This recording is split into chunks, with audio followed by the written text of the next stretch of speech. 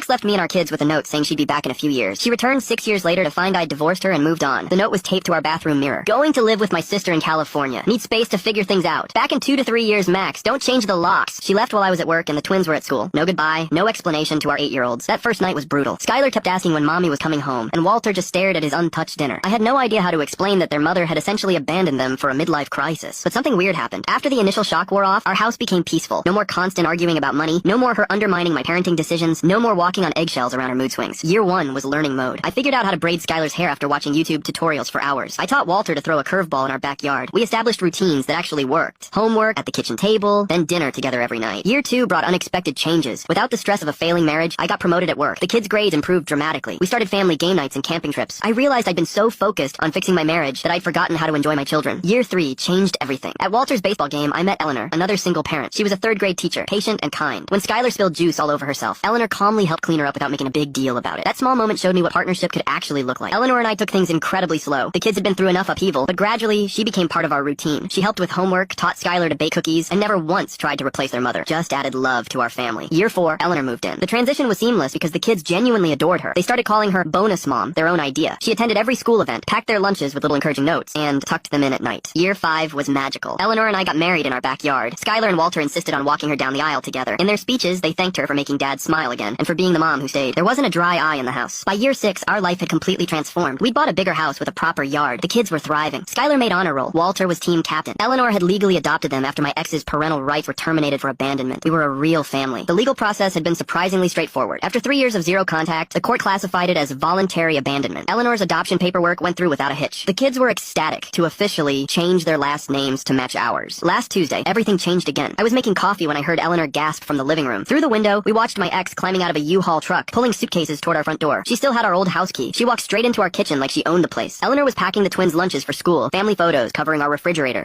To watch part 2, tap the profile picture to go back to the home page and select the pinned video. To continue, tap the arrow in the bottom right corner and copy the link. Then tap the CapCut icon in the bottom left. Finally, click the red button.